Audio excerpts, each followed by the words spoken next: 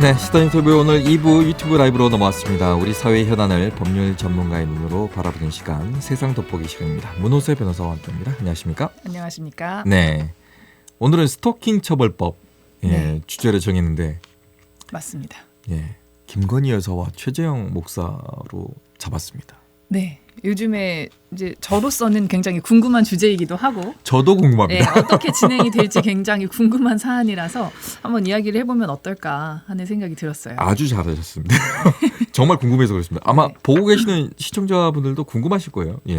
일단 먼저 스토킹 처벌법의 내용이라든가 제정된 그런 배경이 있을 것 같아요. 네, 맞습니다. 일단 스토킹 처벌법이라는 법이 따로 있어? 라고 생각하는 분들도 아마 계실 거예요. 왜냐하면 이 스토킹 처벌법이라는 것이 예전에는 그냥 경범죄로 처벌이 됐거든요. 경범죄 처벌법에서 그냥 지속적인 괴롭힘으로 보아서 이게 원래 예전에는 10만 원 이하의 벌금이나 구류 또는 과료 이런 경한 처벌을 받았었어요. 그렇기 때문에 이제 많은 문제가 발생해서 제정이 된 것인데, 일단은 스토킹 그 행위에 대해서 법률을 만들자 하는 논의는 1999년도에 처음 시작이 됐다고 해요. 생각보다 오래되었죠. 그런데 그 오랜 기간 동안에 논의만 이루어지고 국회 문턱은 넘지를 못했던 것이죠. 그래서 스토킹 처벌법의 제정 전까지 아까 말씀드린 것처럼 경범죄 처벌법상의 지속적 괴롭힘으로 분류돼서 아주 약한 처벌만 해왔는데, 그런데 문제는 스토킹 범죄의 건수가 급증하고 있고 그로 인해 피해도 너무 심각해지고 있기 때문에 이 스토킹 범죄를 처벌하는 법률이 제대로 필요하다라는 사회적인 그런 필요성이 제기가 된 거죠. 그래서 이 법률이 처음 제정된 것은 21년 4월 20일입니다. 그때 제정되어서 같은 해 10월 21일부터 시행이 되고 있고 요즘도 계속 그 제정된 법률로 적용이 되고 있는 것이죠. 네. 보통 이제 과거에 보면 스토킹 관련하면 남녀 사이가 많았었고요. 네, 그 맞아요. 사이는 우리가 그 소위 말해서 관여할 부분이 아니다. 네. 그리고 유교적인 우리 그 사회적인 그 세태에서 보면 그걸 꼭 그렇게 했어야 됐나? 이러면서 가볍게 넘어가려고 했죠. 네, 그거를 꼭 형법이 개입할 문제인가? 그렇죠. 그냥 이거는 개인적인 문제가 아닌가? 알아서 해결할 일이 아닌가라는 그런 묵인도 있었던 거죠, 맞아요. 사실은. 그런데 이제 요 스토킹 행위로 인해서 초기에 보호 조치가 이루어지지 않으니까 이게 폭행이나 심한 경우에는 살인 살인으로 같은 갔죠. 심각한 사건으로 이어지는 문제가 많아지고 있어서 이것을 방지하기 위해서 제정이 됐다라고 보시면 됩니다. 근데 진짜 과거에는 경범죄로 처벌했다니. 네, 10만 원이었습니다. 벌금. 10만 원이었다는 게. 네. 지금의 처벌 수위는 어떻습니까? 지금은 일단은 스토킹 범죄를 하는 경우에는 3년이고요. 그런데 만약에 흉기를 가지고 했다, 공동으로 했다 이런 특수한 경우에는 5년까지 처벌을 하고 있습니다. 징역 5년까지 선고를 하고 있습니다. 어떤 행위가 스토킹에 해당이 될까요? 일단은 상대방의 의사에 반해서 정당한 사유 없이라는 전제가 들어가야 되고요. 상대방이 원하지 않는 행동을 해야 된다는 거죠. 그런데 근데 반대편은 네. 예를 들어서 난 사랑이었어. 네. 그러면 어떻게 됩니까? 그러면 안 됩니다. 아무리 내가 사랑이었다고 해도 객관적 그리고 일반적인 입장에서 봤을 때 이것은 상대방에게 공포감이나 불안감을 줄 수 있는 것이다 라고 판단이 되면 이건 스토킹 행위가 되는 거거든요. 상대방의 의사에 반해서 어떤 특정한 행위를 지속적이고 반복적으로 하는 경우에 스토킹 행위라고 평가를 하는데 이걸 제가 열거를 좀 해드릴게요. 일단은 상대방 또는 상대방의 동거인, 가족에게 접근하거나 따라다니거나 진로를 막는 행위. 그건 심한데? 네, 그리고 두 번째로 상대방의 주거, 직장, 학교, 그 밖에 일상적으로 생활하는 장소나 그 부근에서 기다리거나 지켜보는 행위. 이것도 무서울 수 있겠죠? 사랑이라니까요. 안 됩니다. 그런 사랑 안 됩니다. 여러분 그것도 안 됩니다. 상대방에게 죄송합니다. 우편, 전화, 팩스, 핸드폰 같이 이제 정보통신 매체를 이용해서 글이나 말, 음향, 영상 등을 도달하게 하거나 그 핸드폰에 나타나게 하는 행위. 사랑이라니까요. 안 됩니다. 여러분 안 됩니다. 집착이에요. 그거 집착. 네, 집착입니다. 네. 네, 그리고 상대방에게 직접 또는 제3자를 통해서 물건을 도달하게 하거나 주거 혹은 인근에 어떤 물건을 두는 행위. 그거는. 네, 그것도 좀 무섭잖아요. 그건 사실 무섭지. 이게 뭐 남녀 관계를 떠나서 연예인과 우리 사생팬이라고 부르잖아요. 그런 그럼요. 관계에서도 적용이 되거든요. 소위 말해서 그 포장 안에 박스 안에 뭐가 들어있는지 모르니까. 그렇죠. 사실 겁나는 저 거죠. 학교 다닐 때는 사생팬들이 뭐 동물 사체 뭐 이런 거 보내는 경우도 있었어요. 본인들이 그 좋아하는 가수와 뭐 연인 관계로 추정되는 가수라든지 뭐 이런 사람들에게 위협하는 뭐 그런 이유로 그때 가수가 어느 세대였습니까? 그 뭐 H.O.T. 오래됐네. 신화 뭐 이런 그리고 네. 상대방의 주거나 그 인근의 물건을 훼손하는 행위. 그리고 안 되지. 그리고 이제 요번 이제 이 스토킹 처벌법이 작년에 개정이 됐는데 개정이 되면서 추가가 됐어요. 정보통신망을 이용해서 상대방의 개인 정보나 위치 정보, 그 개인의 신변을 추정할 수 있는 정보를 제3자에게 제공하거나 배포, 게시하는 행위까지 스토킹 행위라고 이제 정의를 하고 있어요. 네. 근데 여기까지가 이제 스토킹 행위이고 스토킹 범죄다라고 보려면 이런 행위들을 지속적 또는 반복적으로 해야 합니다. 1회에 그치면 반복성이 없으면 스토킹 범죄로까지는 보지 않아요. 이거를 또 들으신 분들이 이걸 또 이용하지 않으실까요? 안 됩니다. 근데 또 이게 나는 집에 간 거는 한 번이고 또 전화한 거는 한 번이고 그게 안 되고요. 이거를 이제 종합적으로 판단해서 이게 지속성이 있다고 보이면 스토킹 행위로 볼 수 있는 거죠. 스토킹 범죄로. 최근에 서초경찰서에서 뭐 사례가 있었습니까? 서초경찰서 사례가 바로 그 최재형 목사 그 사건입니다. 그 이제 나오네요. 네, 예. 그 사건이 이제 우리 김건희 여사에게 가방을 전달하고 그 모습을 영상으로 촬영해서 공개한 그걸 보고 스토킹 처벌법 위반이다라고 해서 한 보수단체가 그 최 목사를 고발한 겁니다. 그 고발이 지난해 말에 있었고요. 그런데 이제 최근에 서초서로 이 사건이 배당이 돼서 수사를 이제 개시하겠다라고 보도가 된 것이죠. 그래서 많은 분들이 이제 정치적인 견해를 떠나서 저게 스토킹 처벌법 위반인가? 저게 스토킹 행위인가? 라는 의문을 아마 많이 가지고 계실 것 같아요. 그런데 이제 저도 고발장 내용이나 뭐 자세한 수사 상황을 알지는 못하지만 네. 보도를 보고 추측을 해보건대 만남을 요청하면서 지속적으로 문자 메시지를 보낸 행위 그리고 만남을 가지면서 상대방을 촬영하고 이것을 공개한 행위를 문제 삼고 있는 것으로 추측이 됩니다. 문호세 변호사가 보기에는 이거는 스토킹인가요? 제가 보기에는 조금 의아한 면이 있고 제가 의문이 보기에는 있는 부분도 있어요. 이 부분을 스토킹이라고 하는 게 개인적으로 솔직히 말씀드리면 네. 더 이상 걸 것이 없어서 스토킹으로 간 것 같습니다. 네, 그래서 많은 분들이 경찰이 뭔가 해보려고 이런 거 억지 수사한 거 아니야 이렇게 생각하시는데 사실은 고발이 들어왔기 때문에 수사를 개시한 것이다라는 것이 공식적인 이제 서초 경찰서의 입장이고요. 근데 고발건이 들어왔기 때문에 예, 반대편에 이제 보기에 이제 예를 들어서 이제 스토킹이라고 이제 그 우리가 생각할 수 있는 그런 행위들이 있었을 거 아니에요. 네. 뭐 문자, 뭐 전화, 뭐 이런 것들이잖아요. 네. 예, 그런 거 왜 또 있습니까 혹시? 그 김건희 여사 쪽에서 이건 예를 들어서 스토킹에 해당되는 것 같아요. 라고 생각되는 게 또 있습니까? 제가 보기에는 문자 전화는 금방 말씀하셨고 주고받은 문자 메시지라든지 이런 것을 보면 뭐 물건을 몇 번 보낸 것 같아요. 선물이라는 다 받았잖아요. 명목으로. 그런데 그게 과연 상대방이 원치 않는 물건을 줘서 불안감을 준 것인가 하는 의문이 있기도 하고 반려해야 되잖아요. 네. 불안감이 있으면. 그리고 제가 말씀드렸잖아요. 지난해 개정하면서 추가된 내용이 있다고 말씀드렸잖아요. 예. 영상 촬영해서 배포하는 행위. 제가 봤을 때는 아마 이것까지도 문제를 한번 삼아보지 않을까라는 생각은 들어요. 이게 예를 들어서 제가 최재형 목사 쪽을 대변하는 건 아닌데 과거에 영상 촬영 전에도 만남이 좀 있었고 교류가 있었는데 너무 위험한 발언을 많이 해서 이건 영상을 촬영해야 되겠다라고 공익적인 목적이라고 최재형 목사가 이해를 하잖아요. 네. 이거를 스토킹이라고 해야 되나?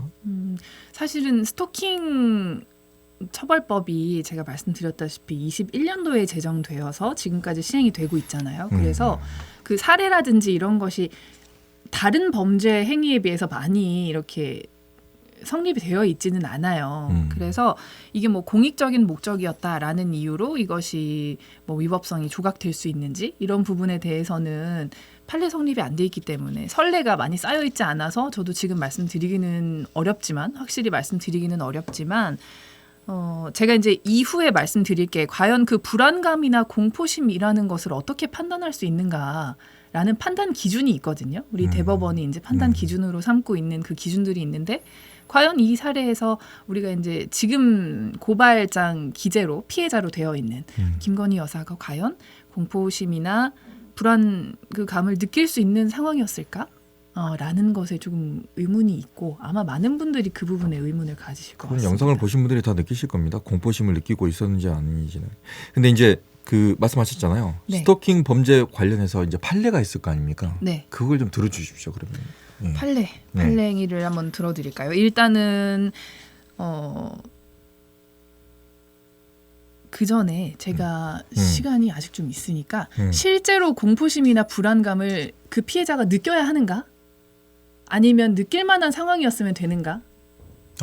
이런 것도 차이가 있을 수 있어요. 왜냐하면 그게 뭐가 있냐면 피해자가 일반인보다 많이 좀 소심하고 미신을 믿는 사람이기도 하고 뭐 이래서 불안감을 느낄 수도 있거든요. 보통 사람이라면 불안해하지 않을 말도 어떤 피해자는 유독 그 말을 불안하게 느낄 수도 있는 것이고 그리고 불안감이나 공포심이라는 것은 매우 주관적인 요소여서 상대방이 불안하다고 느끼지 않았지만 나 불안했어요라고 말할 수도 있는 것이잖아요. 그건 사후 아니에요? 그러니까 사후에 그렇게 이야기를 하더라도 그 상황 당시에 이 사람이 진짜 불안감을 느꼈는지를 어떻게 판단할 건가? 이게 문제가 된단 말이죠. 그래서 그리고 이제 스토킹 범죄는 아까 제가 말씀드렸지만 이런 행위들로 상대방에게 불안감 또는 공포심을 일으키는 것이라고 정의가 되어 있어요. 법상. 그렇게 되어 있어서 실제로 많은 보도들에 이렇게 적혀 있습니다. 김건희 여사가 불안감이나 공포심을 느꼈는지가 관건이다. 라는 표현이 많이 되어 있어요.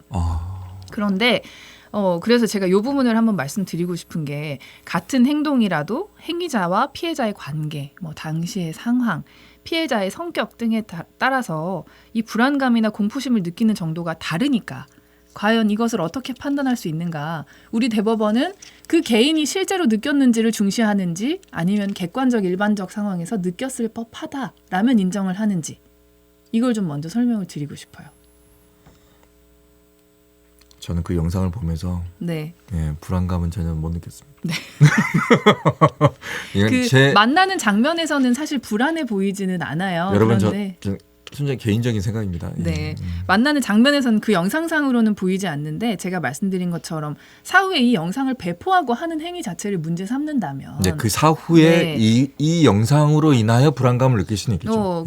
그럴 수 있기 때문에 이제 요 판단 기준에 대해서 말씀드릴게요. 네. 이 사안은 뭐였냐면 이혼한 전 배우자의 주거지에 찾아가서 현관문 앞에서 피해자와 자녀들을 만나려고 기다리고 현관문을 발로 차고 자녀들만 있을 때 문 열어라고 문 두드려가지고 들어가 버리고 뭐 소리 지르고 하는 접근 행위자에 대해서 징역 10개월 선고가 됐거든요.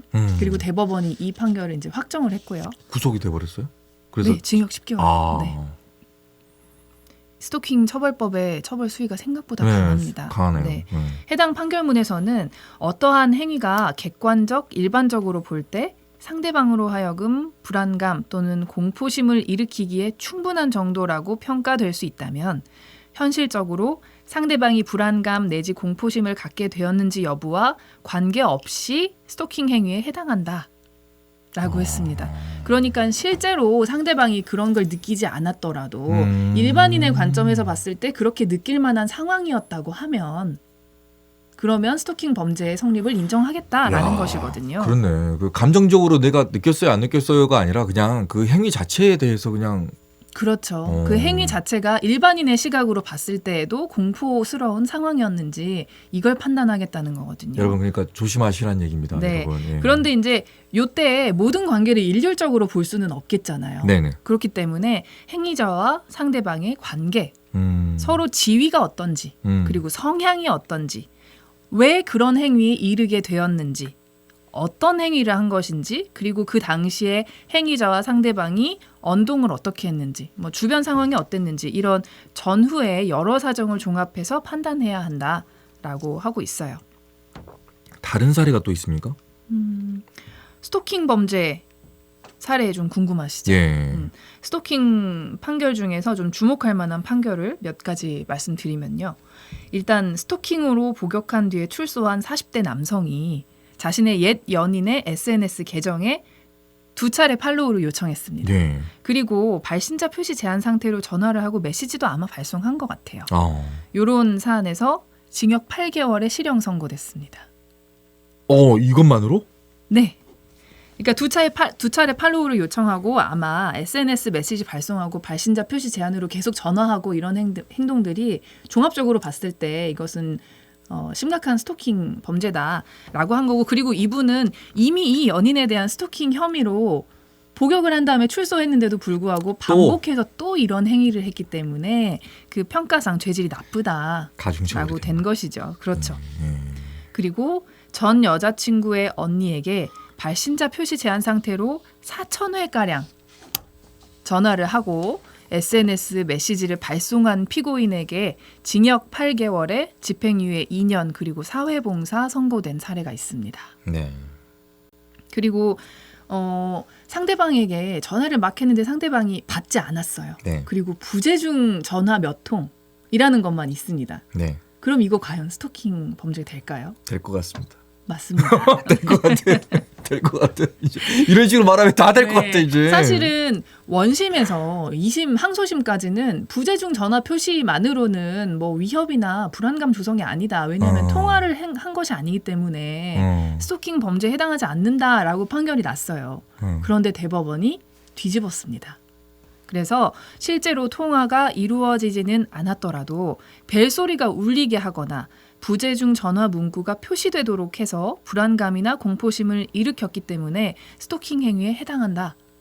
라고 해서 무죄를 판결한 원심을 파기하고 돌려보냈습니다. 그래서 이 행위자에 대해서는 어떤 형이 선고될지 이제 다시 고등법원이나 뭐 지방법원 항소부에서 판단을 하겠죠. 네.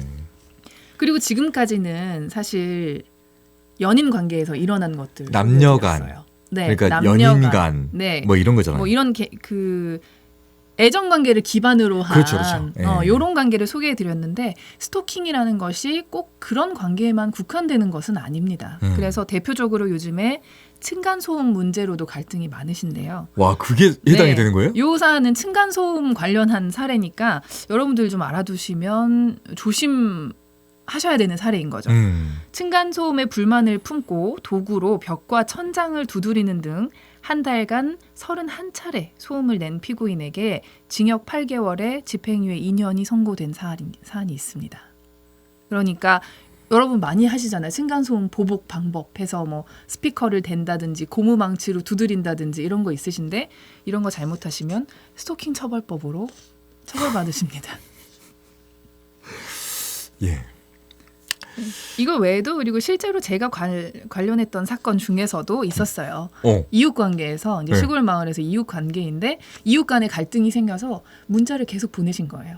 만나도 나쁜 말을 하고. 요즘엔 층간 소음이 있는 게 아니라 벽간 소음이 있어요. 그렇죠. 벽간 소음도 있고 제가 말씀드린 사안은 그냥 시골 마을에서 옆집 사는 이웃하고 갈등이 있으셔서 만나면 말로 나쁜 표현하시고 문자 메시지, 전화 이런 거 수시로 하신 거예요. 그분은 스토킹 처벌법 위반으로 구속되셨습니다. 아직 실제 재판을 받기는 전인데 사전 영장 청구되어서 지금 구속 상태로 재판에 임하고 계세요. 법의 보호를 받을 수도 있는 상황이면 여러분이 적극적으로 법을 좀 이용하셔도 될 것 같고요. 네. 그리고 또 내가 이게 사랑이야 라고 생각하시는 게 상대방은 집착으로 느낄 수도 안 됩니다. 아무리 사랑이어도 그렇게 반복적으로 지속적으로 불안감 주는 방식으로 접근하시는 것은 피하셔야 됩니다. 문호세 변호사는 그런 집착의 경우를 몇 번 경험해 보셨을 것 같습니다. 없습니다. 있었을 것 같은데? 없습니다. 그리고 이제 스토킹 처벌법의 경우에는 피해자에게 많은 보호 조치를 하고 있어요. 네. 그래서 내가 피해를 입고 있고 위험하다라는 생각이 들면 적극적으로 도움을 요청하시고 이제 실제 재판이 시작되기 전이어도 스토킹 행위자에 대해서 잠정 조치로 접근을 금지하고 뭐 전화도 하지 못하게 하고 이런 조치들이 있으니까 그런 보호를 충분히 좀 받아보셔서 피해를 방지해 보셔야 될 것 같습니다. 네. 마무리하자면 스토킹 범죄는 정말 중요한 안 됩니다. 중한 범죄네요. 네, 스토킹 범죄 처벌 수위 가장 그러니까 생각보다 강하고요. 피해도 또 커질 수 있기 때문에 조심하는 노력이 필요합니다. 아니 좀 이제 말씀하셨지만 그냥 시골에서 우리 인심 좋은 시골 같은 경우에도 이렇게 그 서로 간의 감정이 상해가지고 만약에 어떤 행위를 했을 때는 구속이 된다고 하시잖아요. 네, 구속이 될 수 있으니까요. 스토킹이 이제는 경범죄가 아니라는 점, 구속까지 될 수 있는 중한 범죄라는 점 잘 알고 계셔야겠습니다. 처벌 수위가 높을 수 있다는 거, 그리고 네. 나의 행동이 나의 감정으로만 하지 마시고 네. 상대방에게 어떻게 영향을 미칠까 네. 생각을 하셔야 됩니다. 다시 한번 묻겠습니다. 집착한 남자 있었습니까? 없었습니다. 묻자고 한 얘기했습니다, 여러분. 자, 여기까지 듣겠습니다. 말씀 고맙습니다. 고맙습니다. 네, 지금까지 문호세 변호사와 함께했습니다. 언제 어디서나 내 손 안의 뉴스. 광주 MBC 뉴스 유튜브 구독으로 함께하세요.